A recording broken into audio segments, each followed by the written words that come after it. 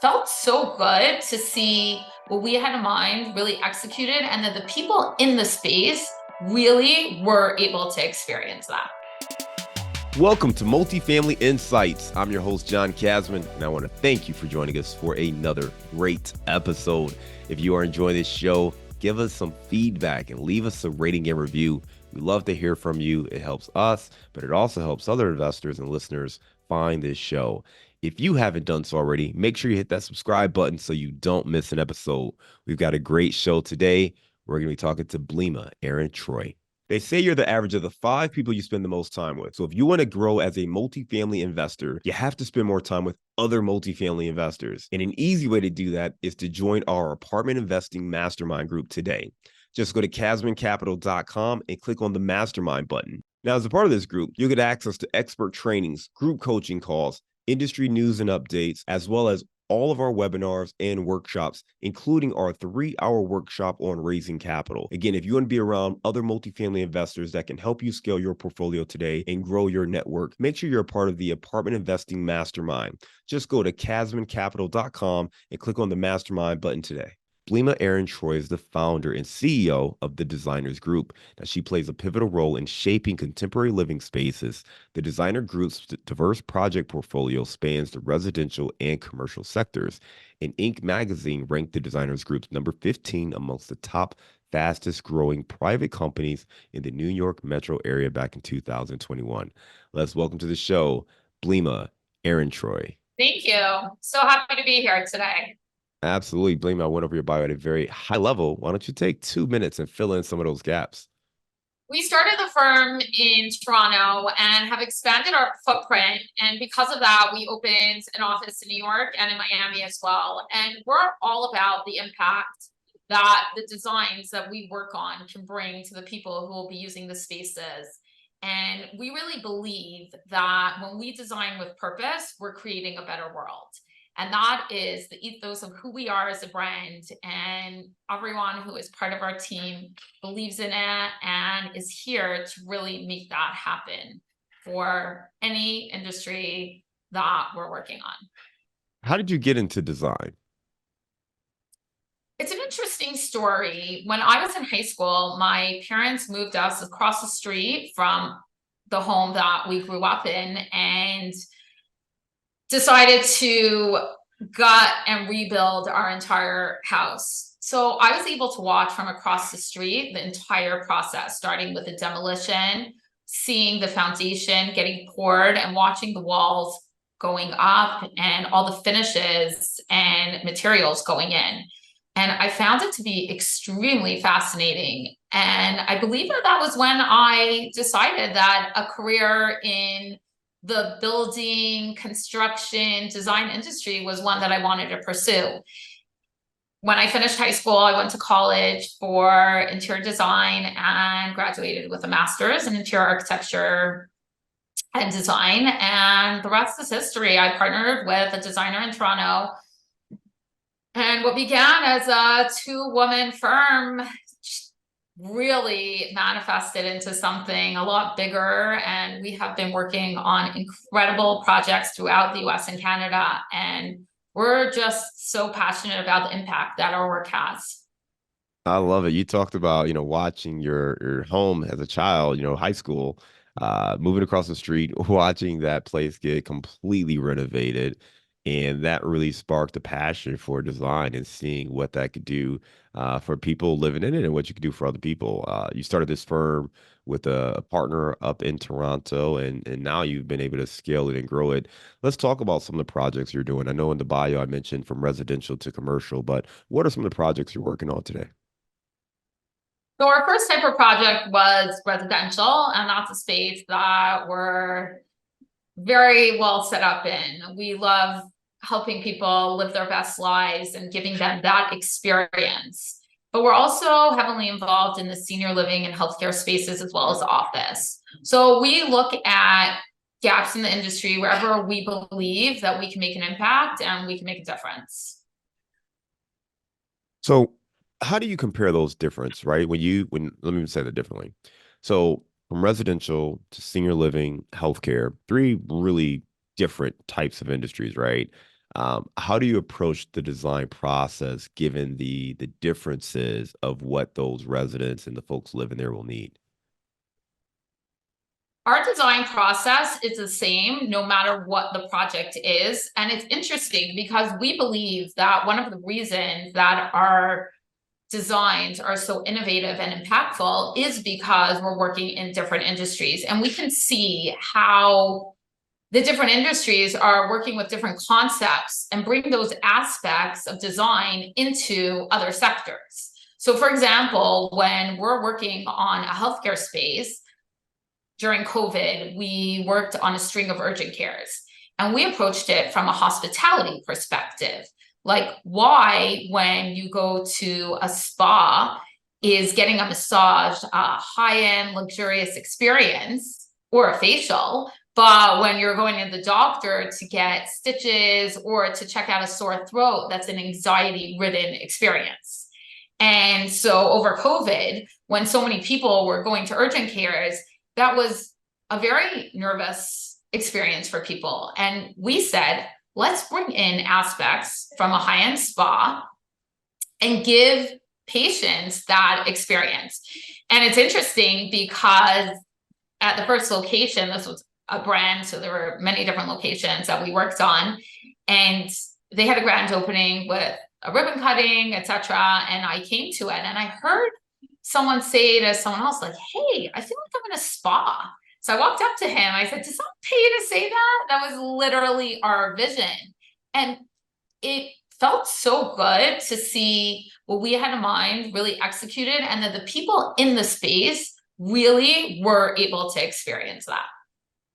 I love that. It's got to be great too as a designer to have, someone articulate exactly what your vision was, creating this spa-like environment. Because you don't think of, cozy and relaxing when you think of going to urgent care, right? It's like the most intense thing that you could think of outside of the ER. So to create that environment to provide a little tranquility is probably really a great touch for those individuals. So you talked about that approach. Can you go a little bit deeper into that approach, right? You talked about, wanting to take, aspects of the spa and bring them into the urgent care facility. What is that first step you take as a designer to make sure you're creating a space that will resonate and connect with those users? We start every project with an onboarding call with the clients, either a call or an in-person meeting. And we really dig deep into who the target demographic is. Because, for example, what will work in New York might not work in Boston or in New Hampshire. And we're really looking at every space and not just at who they're targeting, but what they want that experience to provide. So when we're looking at multifamily, we look at what age is the community trying to attract? What is there a specific, are the people working in certain industries? Is there a certain quality of life that people are looking for? And that's why they're coming here.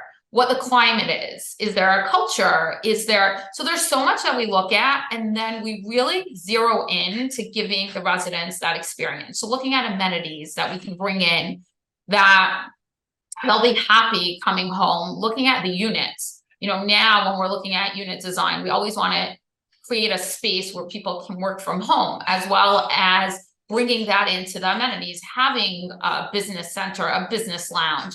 We also want to make sure that health and wellness is a thought when we're working on it. We really approach it from a holistic perspective, and it's not only about the way it looks, but it's also about the way it feels. So we're studying everything. And when we design, we really look at the five senses and how will we engage all five senses so that people within this space have that experience. Our target client is typically owners and developers. So they're always looking at their bottom line. How can we give this experience to the residents, but at the same time, make it a project that can be profitable for the investors and anyone on the project? And that's where we really shine, because we know the different materials out there, how to apply a product that is sustainable, that is durable, and that people will actually respond to, and at the same time keep it within the budget of what that project needs to be. Because we can only execute our projects if the clients have the money to pay for it. So we want to ensure that all of that is already planned before the project is executed. No, I appreciate that. And I think that's helpful for our listeners. You talked about, first of all, that onboarding process, understanding, who is the target here? Who are we looking to connect with? And making sure that we create a space that's going to appeal to them, whether that's in multifamily, you're thinking about, folks who need a working space, right? Maybe work from home, some sort of business setting environment, making sure that you have the right amenities, thinking about health and wellness. And then also recognizing that, at least in multifamily, but pretty much any of the spaces you're working with outside of residential, these are investors. These are people who want to see a return on their investment. So we want to make sure that we're putting the right things in place. Let's dig a little bit more in here because I know a lot of multifamily investors do not use designers today. They may just go out there and sit down with their GC and decide what finishes they want to go with. Talk to us a little bit more about the benefit of working with a designer as opposed to just working with your contractor on these finishes. I always say that the initial investment for a designer or someone with experience in the space always pays off. Even if you're just looking at how quickly the units are renting, the way we approach the design is that someone who walks in immediately connects with a space, and that gets people to want to live there. So when we're looking at a building, we make sure that anyone who walks through that door has the experience from before they even walk into the space. And that's kind of how we got into branding. We don't do branding as an agency, but we'll work on the branding of the properties that we work on, because we believe that people who are living in a space, especially now, want that experience. So we want everything to work together. And that includes the branding, the signage, and any print or online marketing efforts, as well as the amenity spaces speaking to the units. So when people come home, they feel like they're home. I love that. You started talking about the branding aspect of it, and making sure that you're crafting more of the entire narrative. And, I was just jotting down some notes here because the word you used was a connection, making sure that those residents feel a connection with that space. And I think that's a big difference. The best way I think about it is when I was learning marketing, Target wasn't it was growing, but it wasn't what it is today. But there was always this comparison between Walmart and Target and how it makes you feel. And I know feelings start to get a little bit emotional as investors, like, screw your feelings, like, where's the money, right? But there's a big difference in how you feel when you were shopping at a Walmart, especially 10, 15 years ago versus a Target. I mean, they would jokingly call it Target, but that was all by design. It was very intentional. The layout, the way you flowed through the store, all of that was very, very intentional. And that's what design can do. It has the ability to create an emotional connection based on a narrative and the story you're telling, the branding. And you started talking about the signage and kind of the online communications. And that's so key, especially when you're talking about a place that someone wants to call home. They need to see that when they're online shopping. If I'm on a website, I'm looking for an apartment, I'm clicking through and all of them look the same. What's going to stand out to me? What's going to make me feel like this is a place I want to call home? And that design is a really, really key aspect of it. So I know a lot of investors only focus on the bottom line, but this is a really key aspect that can set you apart, especially if you're in a competitive space, right? If you're doing newer, nicer assets, if you're trying to take a B class property up to an A class property, this is something you really need to think about. Not just, what cabinets are you putting in and what countertops are you putting in? What is the overall design of the emotional connection you're looking to have with this resident base? Talk to us about some of the projects you're excited about. Anything either you finished recently or something that you're working on right now. So just to circle back for a second, when you say the word connection, that really stands out to me because when we're working on a space, we want people to feel connected to their home, but as well as to the other people in the community. It's so important now with everything being online that people do have that connection with their home, with their community. And that's something that we also really work on when looking at a multifamily property, because we want to make sure that the residents are engaged, and if they are, then they want to stay longer and they're willing to pay higher rents, and it's all about connection. So that's something that just stood out in terms of what you were talking about. Some of the exciting projects we're working on so every project gets us excited. That's the truth. We're really expanding in Florida now, so we're working on some really interesting projects there. I'm in New York right now, but down there's so much, and we're working on some incredible indoor-outdoor spaces because the weather is nice there, and because so many people are there for the weather. We want to maximize that, but it does sometimes get hot as well. So really figuring out the best way to position the amenity spaces where there can be that shade, but there also could be the access to sun. We're looking at a lot of health and wellness, making sure that the properties have the space for people to really be able to be active, for their pets to be active. We've been including some pet spas in some of the properties that we're working on, there's so many interesting concepts that we can put into a multifamily property, and it's all about giving people their best experience when they're home. So some of them, we are working on slightly larger units or homes, and some of them, the focus is really on the amenity spaces. So really looking at each community and each area, who the demographic is and what people are looking for when they're moving there. So some of our multifamily projects are independent living for 55 plus communities. And that's an interesting space because a lot of those people are already retired.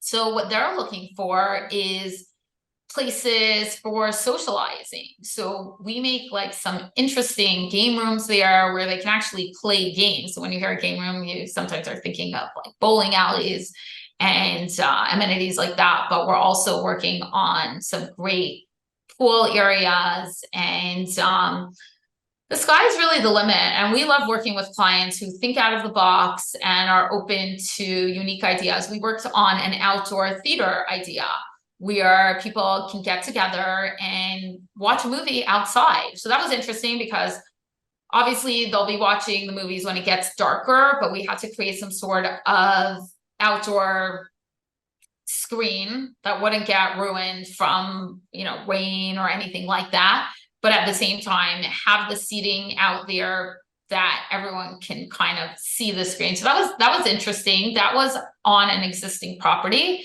and they had like an outdoor seating area with an interesting canopy, and we thought, hey, this is a cool idea. We're doing some really great outdoor spaces with fire pits and lounge areas. So, I'm coming from Florida now, so I'm all about the outdoor areas because I just got here last night and it's rainy and foggy and cold. So I'm just staying warm, thinking of those amenities. I think it's fun seeing some of the different design options, right? And I can see how excited you're getting thinking about the possibilities. And, those 55 plus communities, they're certainly growing in demand. And you talked about the indoor, outdoor spaces and all the different things that you can do. So I'd love to hear about that. Let's stick on kind of this topic of trends. What are you seeing as far as trends that you expect to really rise in popularity over the next couple of years, specifically when it comes to, multifamily or multiple living environments? I believe what people are looking for now when they're looking at a place to call home is somewhere where they have everything within reach. So there's a lot of that mixed use component, and it really depends. If you're talking about a garden style living option, that's a little bit different, but people do want to have amenities that are close, that are easy, and convenience. That is super, super important. So when we're looking at a residential building, we always want to try to make sure that whatever will make someone's life easier will be available for the residents. So For example, package rooms. We want them to be as easy and seamless as possible. There is so much confusion if there isn't a doormat. What happens when the packages are getting delivered? How do we organize it in a way that everyone gets a package that is for them? So that's one that we always make sure, because it's a basic need now that you order something and you know that it will get to you. 10 years ago, I remember we didn't even put packet. We didn't have to deal with that. There were mailboxes, and if someone got a box, it was maybe once a week. And now just the amount of online orders, that's a big one. You know, we're real, like I said, it's really about giving people that experience. And I believe that that's really what people are looking for. So as time goes on, we keep coming up with different ways to give people those experiences. So for example, now we have these social media type of rooms where influencers can come in, set up in a cool way, they can do lives. And this is something really exciting for the younger generation, because they want everything to be camera ready. And that also helps with the marketing of the building, because people are seeing, hey, that person lives in that building and look how cool it looks. And when their rent is up or their lease is up, they want to look into that space. So that's like a free marketing option. I'm trying to think off the top of my head what other exciting initiatives we've been working on. There's so many, and we're always innovating and we're always looking for new ways. Another one, okay, virtual gaming rooms. You know, we're putting in golf simulators and theater spaces and really bringing that surround feeling with digital screens. I love it. You gave us a lot to work with there. You know, three stand out to me. One, package room. You know, maybe doesn't seem as sexy, but if you think about it, especially for those who maybe haven't lived in an apartment in the last 10 years, when maybe back when you were living in an apartment, you know, you got one package a week or a month, but now people are getting packages, you know, multiple times throughout the week. And if you figure you got a 100-unit complex, think about all the packages that are coming in. You do not want your property manager sitting there all day trying to sort through packages. So having a package room or designated area certainly is a great amenity to have. The second thing you talked about was kind of a social media room. And I've seen it as like a Insta wall, or, you know, a place where people can maybe record podcasts or you know, live videos, things like that. But that's something that people are really looking for, right? We definitely know that we have more content creators who are looking to create. So if you have a space that is conducive to that, that could be very appealing. And then last, you know, I love this, right? A virtual gaming room, thinking about the golf simulators, the swing simulators, you know, the other VR headsets that people are doing now. Lots of opportunity of things that you can create in that space. So from a design standpoint, it definitely helps to have someone who at least is aware of the different options out there and the experience you're looking to create. And having someone like you on the team could be very, very beneficial. Blima, for those folks who do want to learn more about you and your company, they can go to thedesignersgroup.com. That is thedesignersgroup.com. We will certainly link to that in our show notes. Right now, we're going to transition to our round of insights. You ready? I'm ready. All right, Blima, give me a failure or an apparent failure that sets you up for later success. I still remember my first design project that I worked on. It was a residential home, and we were very excited. The furniture was coming in, and we measured everything and made sure that the living room really would work well. The furniture was comfortable. It was beautiful, and we were very excited. Delivery day came, and the truck pulled up, and they could not get the sofa through the front door. And that was such a lesson for me, because we had thought of everything, but we just did not think, how big is the door will the sofa be able to fit through? So number one, we took care of that. We had the furniture company take it back. We took responsibility for the mistake, and that is something I always tell my team. It's okay to make mistakes as long as we learn from them and take responsibility for them. So we paid the restocking fee, ordered another sofa that was able to be dismantled in a way that would actually fit through the door. This is the lesson that I took into every project that we work on. Right now, we're working on a very large event space, and it's in the subcellar of the building. And it's a ground up, but we have these 18-foot high partitions in the space. So once the elevators are in, those partitions are not able to get into the space.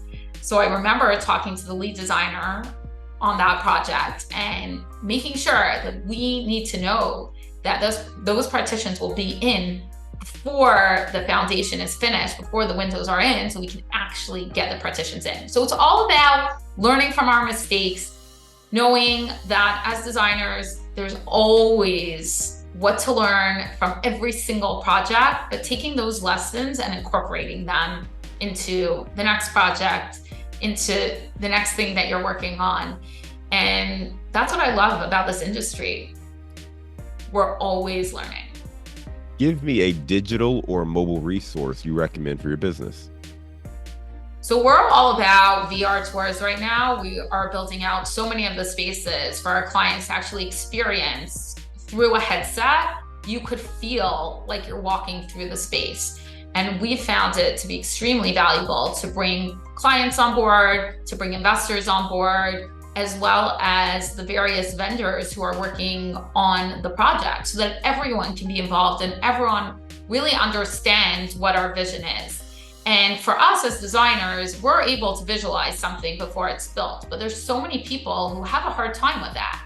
And we're finding these tours to be incredible for bringing everyone on the same page, whether from a monetary perspective or from an understanding of what we have in mind and getting everyone on board. And it's actually interesting. We were working on a private school and we built out the space, and they had a dinner for all the parents and to help raise money.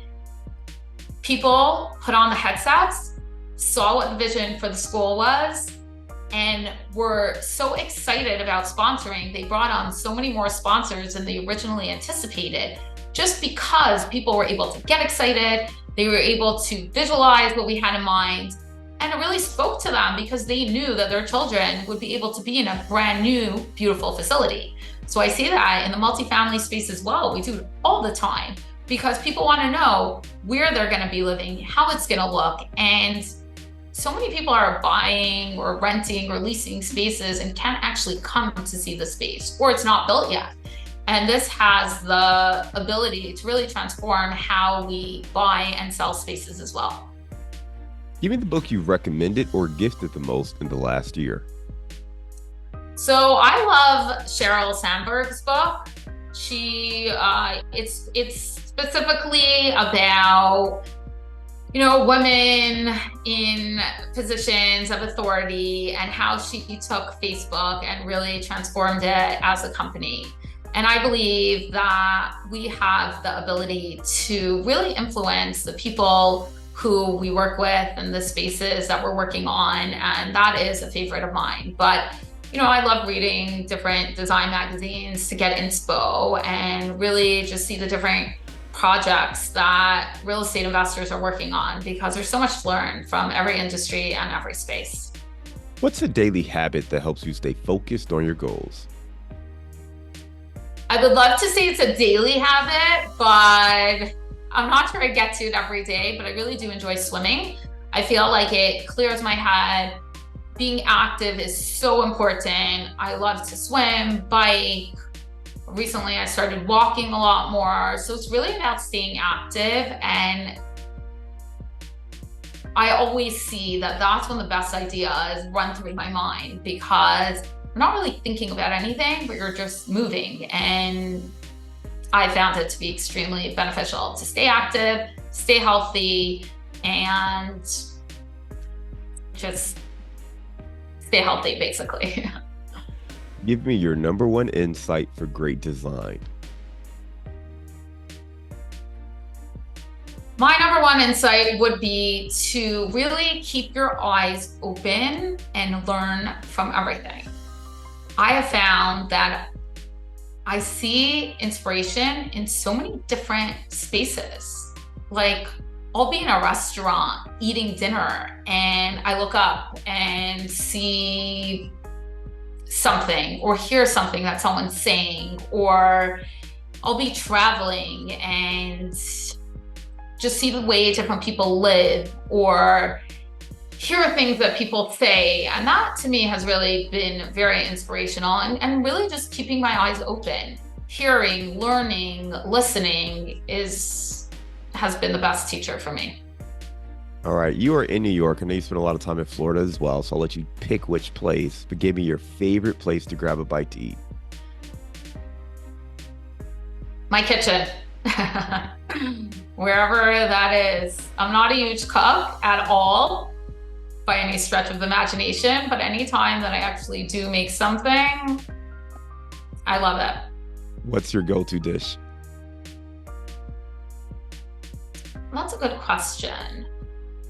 Lately, I've been making this really good sweet potato dish. I'm all about clean eating, so it's with like a bunch of different vegetables, but the main one is sweet potatoes, and I've just really been into it. I love it. Easy to make and easy to eat. That's what I like. There you go. Easy enough. Listen, you gave us a lot of great feedback. We talked about design and how you got inspired, as a teenager watching your family home kind of get transformed and really allowing that to kind of guide your path, getting into design, open up your shop in Toronto and being able to scale and grow it from there. You talked about why design was so important, understanding your approach, your process, starting every design project with this same approach so you can really understand that onboarding process. What is the client looking for? Who is the space for? What are they looking for? So you can create a very functional and a space that actually connects with those residents. We talked a lot about connection. I think that was so key because that connection is the difference in what design, really can do. Just like you talked about that, the urgent care facility that felt more like a spa, that connection is so key if you can create it from the beginning. You also talked about the ROI and how important it is for us as investors to understand how design can help drive that ROI by making sure that that connection is there. For folks who do want to learn more, again, your website is thedesignersgroup.com. So we'll put that in our show notes. And they can also connect with you on any social media with the Designer Group as well. Again, great talking to you today. We make sure we stay in touch with you, and I hope you have a great day. Thank you. You too. It's been so great getting to chat.